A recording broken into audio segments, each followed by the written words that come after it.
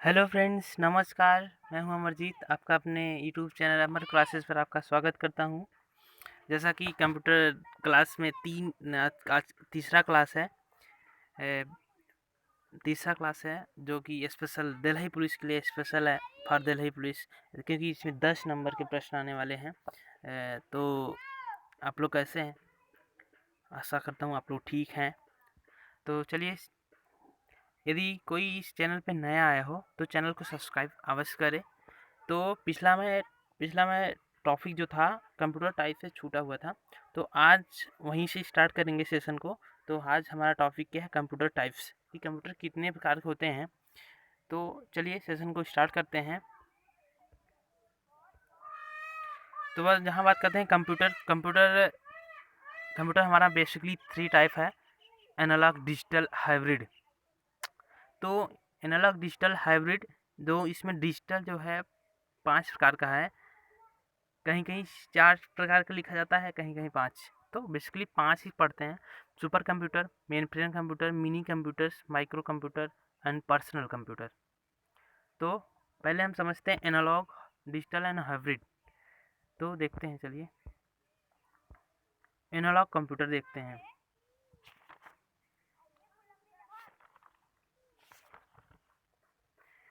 तो देखते हैं एनालॉग कंप्यूटर। एनालॉग कंप्यूटर क्या होता है?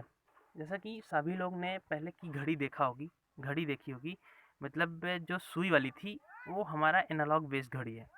तो देखते हैं analogue computer. An analogue computer is a form of computer that uses the continuously. मतलब एनालॉग कंप्यूटर ऐसा कंप्यूटर है जिसमें जो इसमें कंटिन्यूटी, जो निरंतरता चलती रहे, परफॉर्मेंस वो वहाँ पे यूज होती है। जैसे changeable aspect of physically phenomena such as electrical. जैसे हमारी इलेक्ट्रिकल जो करंट होती है, जो चलती रहती है हमेशा, उसी तरीके से मैकेनिकल और hydraulic quantity to model the problem being solved. In contrast, digital computers present varying quantities symbolic as their numerical values change। ठीक। तो बात करते हैं हाइब्रिड एनालॉग की। ठीक, जैसे कि एनालॉग कंप्यूटर क्या होता है, मैंने बताया कि वेव के सिद्धांत पे।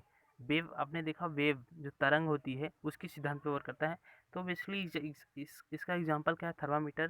मैंने बताया, घड़ी बताया कि जो सुई वाली घड़ी होती थी, डिजिटल वाली घड़ी नहीं, जो 1 2 लिख के आती वो नहीं, दो सुई वाली थी घड़ी, ओ स्पीडोमीटर आदि, ये एनालॉग कंप्यूटर के उदाहरण है। तो बात समझ में आई? जो इस पे कंटिन्यूसली हो, वेव पे काम करता हो, तरंग हो, एनालॉग कंप्यूटर कहलाता है। देखते हैं digital computer. Digital computer digital computer is an electric computing machine that use the binary digit. Binary digit 0 या 1। मतलब डिजिटल कंप्यूटर जिसमें डिजिटल्स हो, नंबर्स दिखाई देते हों 1 2, लेकिन इसका जो कोड होता है बाइनरी, बाइनरी पे डिपेंड करता है, 0 एंड 1 पे। Represent all form of emotion internally in digital form. जो एक जो दिखाई देता है वह 0 1 फॉर्म के अंदर से, मतलब के हिसाब से दिखाई देता है।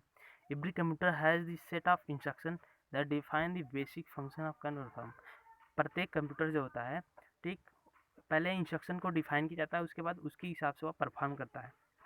Sequence of these instruction constitute machine language perform. ये सब आगे बताएंगे मशीन लैंग्वेज क्या होती है। तो चलते हैं, जैसे यहाँ पे calculator, digital calculator, digital watch, super computers are some example of digital computer. आज के जो पाम टॉप पर्सनल कंप्यूटर हैं, ये सब जी क्या है, हमारे मोबाइल्स में है, ठीक, ये सब डिजिटल कंप्यूटर्स है। तो नेक्स्ट चलते हैं हाइब्रिड कंप्यूटर पे। हाइब्रिड कंप्यूटर क्या होते हैं? जो हाइब्रिड कंप्यूटर होता है, या hybrid computer are a combination of both digital and analogue computer. मतलब या डिजिटल और एनालॉग कंप्यूटर जो है उसका कम्बिनेशन होता है। ठीक, यह भौतिक मात्राओं की भी माप कर सकता है। डिजिटल हाइब्रिड जो कंप्यूटर भौतिक मात्राओं, जैसे ताप, दाब, ठीक है, आदि की माप करता है। आपने कभी पेट्रोल पंप पे देखा होगा, पेट्रोल पंप जब भराते हैं तो पेट्रोल पंप भराते हैं तो उसकी गणना भी करता है, ठीक, कितने पॉइंट है, कितने रुपए है, आदि से भी प्रदर्शित करता है। हाइब्रिड कंप्यूटर्स होते हैं। ठीक, in this type computers, the digital component normally serves the control and provide logic operations, while the while the analog computer normally serves as a solver of differential equations. So ठीक है, तो चलिए हम आगे चलते हैं, बात करते हैं डिजिटल कंप्यूटर। ठीक है, डिजिटल कंप्यूटर जैसे टाइप में हमने देखा था यहाँ पे कि डिजिटल कंप्यूटर 5 प्रकार के हैं, तो उन पाँचों टाइप के बारे में जानकारी ग्रहण करते हैं। ठीक, पर्सनल या माइक्रो कंप्यूटर बेसिकली एक ही मान सकते हैं, लेकिन डिवाइड अलग किया गया। पर्सनल कंप्यूटर में जैसे आते हैं हमारे मोबाइल फ़ोन्स, टॉप, ठीक, लैपटॉप, टैबलेट्स, ये सब हमारा क्या पर्सनल कंप्यूटर है जो सिंगल यूज़र होते हैं। ठीक है, इसी तरह से माइक्रो कंप्यूटर भी माइक्रो प्रोसेसर लगा होता है, उसमें भी होता है। ठीक, इस प्रकार के कंप्यूटर में साइज में छोटे कम कीमत वाले होते हैं। पर्सनल कंप्यूटर भी कम कीमत वाले होते हैं, माइक्रो कंप्यूटर भी कम कीमत वाले होते हैं। ये पर्सनल यूज के लिए होते हैं, निजी काम के लिए होते हैं। ठीक है, इनका इन्हें पर्सनल कंप्यूटर, माइक्रो कंप्यूटर को पर्सनल कंप्यूटर भी कहा जाता है। सिंगल यूजर होते हैं। इनकी प्रोसेसिंग या मेमोरी जो रैंडम मतलब रैम होती है, प्राइमरी मेमोरी होती है, वो बेसिकली कम होती है अदर कंप्यूटर के। तो बात करते हैं मिनी कंप्यूटर। ये micro computer and main frame computer से माइक्रो से बड़ा होता है और मेन फ्रेम से छोटा, मतलब छोटा होता है। ठीक है, इसकी प्रोसेस क्षमता माइक्रो से अधिक, मेन फ्रेम से कम होती है, और माइक्रो से 5 गुना अधिक होती है मिनी कंप्यूटर की। साइज में माइक्रो से अधिक होता है, मेन फ्रेम से कम होती है। ये टाइम शेयरिंग पद्धति पे काम करती है। ठीक, ये मल्टी यूज़र होती है। ठीक, जैसे एग्जांपल करते हैं PDP 70 एंड TPC कंप्यूटर आदि मिनी कंप्यूटर्स हैं। मेन फ्रेम कंप्यूटर की बात करते हैं। यह माइक्रो कंप्यूटर यह माइक्रो कंप्यूटर यह माइक्रो तथा मिनी से अधिक क्षमता व प्रोसेस वाला होता है। मल्टी मल्टी प्रोग्रामर होते हैं, मल्टी यूज़र होता है। ठीक, वैज्ञानिक कार्य में आदि इसका उपयोग होता है मेन फ्रेम कंप्यूटर का, जैसे DEC तथा IBM 3090। बात करते हैं सुपर कंप्यूटर। सुपर कंप्यूटर एक सर्वाधिक शक्तिशाली कंप्यूटर होता है, जो कि सबसे बहुत महंगी होती है। ठीक, बहुत इसकी स्टोर क्षमता बहुत अधिक होती है। बहुत सी एक साथ मतलब मल्टी यूज़र होते हैं, मल्टी प्रोग्रामिंग होते हैं। ठीक, आदि ये बहुत महंगी होती है, जैसे PRAM परम सुपर कंप्यूटर है। ठीक है, तो चलते हैं आगे। जैसे कि हो गया, सब होगा, तो चलते हैं यूज ऑफ कंप्यूटर। कंप्यूटर का यूज हम कहाँ कहाँ करते हैं, कैसे करते हैं। ठीक, कंप्यूटर का यूज ऑफिस में हो सकता है। ठीक, एजुकेशन क्षेत्र में हो सकता है, हॉस्पिटल में डॉक्टर की देखभाल, CCTV की बात करें जहाँ तक, या स्कैन, CT स्कैन, ठीक, आदि सोनोग्राफी के लिए, ठीक, एक्सरे के लिए आदि कंप्यूटर का यूज होता है। रेलवे स्टेशन पे टिकट के लिए हो गया। ठीक, इस तरह से, और बस स्टैंड पे भी डिजिटल टिकट के लिए, CCTV वगैरह, एयरपोर्ट्स भी टिकट के लिए। और अब बैंक्स बात करते हैं, बैंक्स में पैसे लेन देन के लिए, डाटा का रिकॉर्ड को रखने के लिए, प्रिंटिंग आदि, प्रिंटिंग कंप्यूटर मतलब कोई भी डाटा को प्रिंट करने के लिए आदि, मतलब कंप्यूटर का प्रयोग है। चलते हैं, बात करते हैं कंप्यूटर जनरेशन की बात करते हैं। ठीक, जैसे कंप्यूटर जब हमें आवश्यकता पड़ी कंप्यूटर की, जब खोज हुआ था, तो उतना आसान नहीं था कि सभी के पास सभी ले लें। इतने बड़े बड़े कंप्यूटर थे कि सभी पास आ जाएं। उनको रखने के लिए बहुत बहुत मतलब बड़े बड़े लैब की आवश्यकता होती थी। सो कंप्यूटर जनरेशन इस धीरे धीरे आई, विकसित हुई। तो पहले फर्स्ट जनरेशन 1942 से 1959 लगभग आसपास, तो वैक्यूम ट्यूब था, जो पंच कार्ड थे। ठीक, उसमें हार्डवेयर फीचर क्या थे, punch card vacuum tube use होते थे। का सिस्टम था, ENIAC था, IDVAC था, TBM 701 था। ठीक, सपोर्ट मशीन लैंग्वेज थी ओनली, या मशीन लैंग्वेज को ओनली समझती थी। 01 फार्म की वेरी कास्टली, बहुत महंगी होती थी, मतलब इनको रखने के लिए। ठीक, जनरेटेड लोड एंड हीट, या बहुत गर्म हीट होने लगती थी जिस पे काम करने में, जिससे दिक्कत होने लगी थी। ठीक, इसी तरह से बहुत बहुत बड़ी साइज़ थी।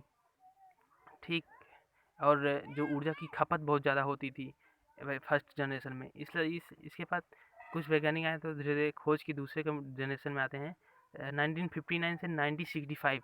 तो इसमें ट्रांजिस्टर आया, मैग्नेटिक टेप्स आए। ठीक, batch operating system, faster smaller and reliable था देन प्रीवियस जनरेशन। मतलब पहले जनरेशन की अपेक्षा जो ट्रांजिस्टर सेकेंड जनरेशन आया तो वो थोड़ा कम कॉस्टली था, ठीक, थोड़ा बैच ऑपरेटिंग सिस्टम थोड़ा उससे फास्टर हुआ था, स्मॉल हुआ। तो सेकेंड जनरेशन के मुझे में आया था हनीवेल फोर्ड CDC 1604 IBM 7030, ये सेकेंड ट्रांजिस्टर हो जाता। तो इन टाइप्स यहाँ से क्वेश्चन इस तरह पूछे जाएंगे कि फर्स्ट जनरेशन में क्या यूज होता था, सेकेंड जनरेशन में क्या यूज होता था। तो फर्स्ट जनरेशन में ट्रांजिस्टर वैक्यूम ट्यूब था, सॉरी, सेकेंड जनरेशन में ट्रांजिस्टर था।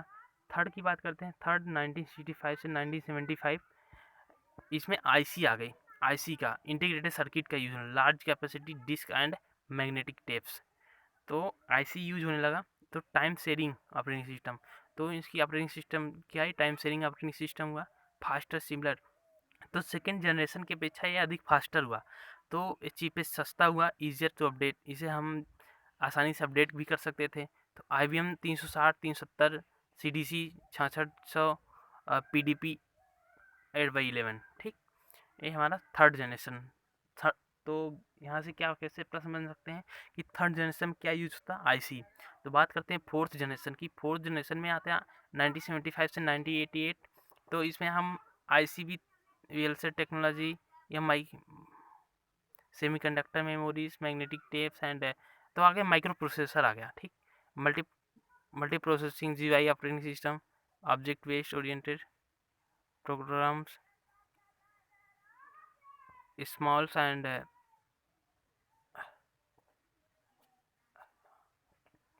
easy to use, and Apple second, wax 900